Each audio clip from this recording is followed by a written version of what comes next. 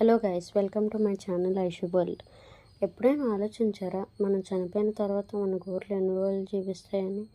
లేదా మనం చనిపోయిన తర్వాత అసలు గోర్లు పెరుగుతాయా లేదా అని నేనైతే ఆలోచించాను.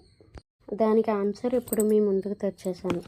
ఫస్ట్ అందరూ ఎందుకు ఇలా అనుకుంటారో తెలుసుకుందాం. మరణం తర్వాత మన బాడీ వాటర్ కోల్పోతుంది, ఫుల్ డీహైడ్రేషన్ స్టేజ్లోకి వెళ్తుంది, మన స్కిన్ కుదిరినట్టు అవుతుంది.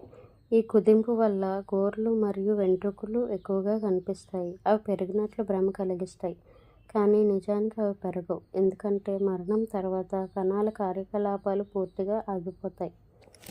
నెక్స్ట్, మరణం తర్వాత గోర్లు ఎంతకాలం మిగిలి ఉంటాయో తెలుసుకుందాం. గోర్లు కెరటిన్తో తయారవుతాయి. ఇది స్ట్రాంగ్ ప్రోటీన్. ఇది మృదు కణజాల కంటే నెమ్మదిగా కులుతుంది. గోర్లు మనలాంటి హ్యూమన్స్కి అయితే వీక్స్ నుండి మంత్స్ వరకు కనిపిస్తాయి. అదే మమ్మీ లేదా సంరక్షించిన బాడీస్లో అయితే సంవత్సరాల వరకు ఉండొచ్చు. అసలు మన మరణం తర్వాత గోర్లకు ఏం జరుగుతుందో తెలుసుకుందాం.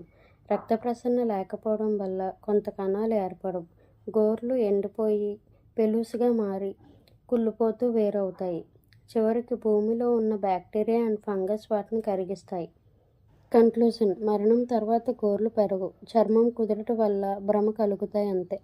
అవి కొన్ని వారాల నుండి సంవత్సరాల వరకు మాత్రమే మిగిలి ఉంటాయి, కానీ అవి జీవించి ఉండటం, పెరగటం అనేవి అబద్ధాలు. అసలు ఈ నెయిల్స్ టాపిక్ గురించి అయితే మా బయాలజీ సార్ని అడగడానికి వెళ్ళిపోయి ఉన్నాను. అలా ఉంటాయి ఐషు పనులు.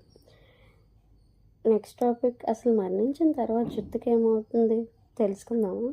ఇలాంటి డౌట్స్ ఐషుకి వస్తాయా లేదా మీకు కూడా వస్తాయా? ఇలాంటి డౌట్స్ మీకు కూడా ఏమైనా ఉంటే టాపిక్స్ గురించి వీడియోస్ కావాలంటే కమెంట్ చేసేయండి, తప్పకుండా చేస్తాను. కంటెంట్ నచ్చితే ఐషోకి ఒక లైక్ ఇసుకోండి. ఇంకా ఇలాంటి వాల్యుబుల్ కంటెంట్ కోసం ఐషో వరల్డ్ని సబ్స్క్రైబ్ చేసుకోండి ప్లీజ్. ఐషో వరల్డ్కి ఫ్యామిలీ అయిపోండి.